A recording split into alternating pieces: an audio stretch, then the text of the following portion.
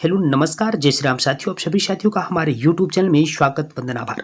साथियों आज हम डिस्कस करने वाले हैं आरपीएफ कांस्टेबल में मिलने वाली पेमेंट के बारे में। जी हां साथियों, ये हमारी वीडियो रहने वाली है आरपीएफ कांस्टेबल में किस प्रकार की कितनी पेमेंट मिलती है, किन किन शहरों में किस प्रकार से पेमेंट निर्धारित होती है, वो सारी बातें आपको इस वीडियो में मिलने वाली है। सबसे पहले हम बात कर लेते हैं आरपीएफ कांस्टेबल की प्रमोशन के बारे में। जी हाँ साथियों, हमारी सबसे पहले बात स्टार्ट होती है कहाँ से, आरपीएफ कांस्टेबल की पेमेंट के बारे में कि पेमेंट कितनी रहती है। जी हाँ, इसमें प्रमोशन के आरपीएफ कांस्टेबल के पास प्रमोशन की कितनी संभावनाएं हैं, तो प्रमोशन में चर्चा करते हैं। तो सबसे पहला विषय क्या है, रेलवे सुरक्षा बल में कांस्टेबल के पद पर भर्ती के बाद आपका करियर बनाने के बेहतरीन अवसर का लाभ मिलेगा, जो कि इस प्रकार से है। पहला क्या होता है, इसमें फर्स्ट जो प्रमोशन होती है वो आरपीएफ हेड कांस्टेबल के तौर पर होती है। जी हाँ, फर्स्ट जो प्रमोशन होती है वो आरपीएफ हेड कांस्टेबल के तौर पर होती है।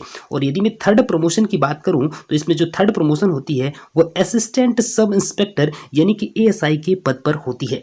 और यदि मैं फोर्थ प्रमोशन की बात करूं तो वो प्रमोशन होती है सब इंस्पेक्टर यानी कि एसआई के पद पर होती है। और यदि मैं फिफ्थ प्रमोशन की बात करूं तो वे इंस्पेक्टर के पद पर होती है। तो साथियों इस प्रकार से आरपीएफ कांस्टेबल के पद पर जो प्रमोशन की संभावनाएं होती है, ठीक है। और इसमें मैं थोड़ा सा बात कर लेता हूं, हमारा अगला विषय क्या होगा, आरपीएफ कांस्टेबल को किन किन भत्तों का लाभ मिलता है। जी हाँ, आरपीएफ जो कांस्टेबल होते हैं उनको किन किन भत्तों का लाभ मिलता है वो भी जानकारी आपको मिलने वाली है। जी हाँ, सबसे पहले मैं बात करूं तो इनको जो ट्रांसपोर्ट अलाउंस दिए जाते हैं, यानी कि जो आपका आने जाने का खर्च होगा वो भी आपको मिलेगा। हाउस रेंट अलाउंस भी दिया जाता है, जितने का आपका कमरा होगा, कमरे का किराया वगैरह ये सारी चीज़ें आपको मिलती है। अगली बात मैं करूं, नाइट ड्यूटी अलाउंस भी, यदि आपको एक्स्ट्रा ड्यूटी नाइट ड्यूटी वगैरह करनी पड़ती है तो उसका भी अलाउंस दिया जाता है। यदि ओवर टाइम की मैं बात करूं, ओवर टाइम का अलाउंस भी अलग तरीके से मिलता है। ग्रेट्युटी क्या होती है साथियों, जब भी कोई भी कर्मचारी 5 साल से अधिक की सेवा दे देता है तो उसको ग्रेट्युटी में सम्मिलित कर लिया जाता है, यानी सरकार की ओर से भी कुछ फंड प्रोवाइड होने लगते हैं। और अगली मैं बात करूं तो मंथली पेंशन भी अलग होती है इनकी, तो मंथली पेंशन भी इनको दी जाती है। राशन अलाउंस यानी खाने का खर्च भी अलग तरीके से मिलता है, तो राशन अलाउंस भी दिए जाते हैं। प्रोविडेंट फंड भी कुछ दिए जाते हैं, तो प्रोविडेंट फंड भी अलग तरीके से मिलते हैं। साथियों मैं थोड़ी सी अलग तरीके से बात करूं प्रोविडेंट फंड के बाद में, तो यहाँ पे क्या मिलता है, हाउस रेंट भी मिलता है, एचआरए जिसको बोलते हैं, हाउस रेंट भी मिलता है। और एजुकेशनल असिस्टेंस मिलता है, पढ़ाई लिखाई के लिए, बच्चों को पढ़ाई लिखाई के लिए भी एजुकेशनल असिस्टेंस मिलता है। और पास और प्रिविलेज टिकट भी मिलते हैं, आपको कुछ साल में कुछ टिकट भी मुहैया कराई जाती हैं, जिसमें एसी नॉन एसी वगैरह वगैरह अलग तरह की फैसिलिटीज़ भी मिलती हैं, और मेडिकल फैसिलिटीज़ भी मिलती हैं, और साथ में अलग तरीके के ट्रांसपोर्ट अलाउंस भी दिए जाते हैं। तो साथियों ये होते हैं इनको जो मिलने वाले अलग अलाउंस होते हैं। अब मैं ओवरऑल सैलरी की बात कर लूँ तो सैलरी कितनी होती है वो भी आपको बताते हैं। तो साथियों जो सैलरी निर्धारित होती है वो अलग अलग शहरों के हिसाब से अलग अलग होती है। जैसे में यहाँ पे लिखा हुआ है, जैसे अगर बेसिक पे की बात करूँ जो सिटी एक्स होता है तो उसमें जो सैलरी कितनी रहती है सिटी एक्स में वो 21,700 रुपये, और सिटी वाई में जो सैलरी होती है वो 21,700 रुपये, और सिटी जो जेड में होती है वो सैलरी होती है 21,700 रुपये, ठीक है। और यदि मैं अगली बात करूँ ये उनका बेसिक पे होता है। और यदि मैं हाउस रेंट की बात करूँ कि एक्स में कितनी, वाई में कितनी और जेड में कितनी होती है तो वो भी देख लीजिएगा।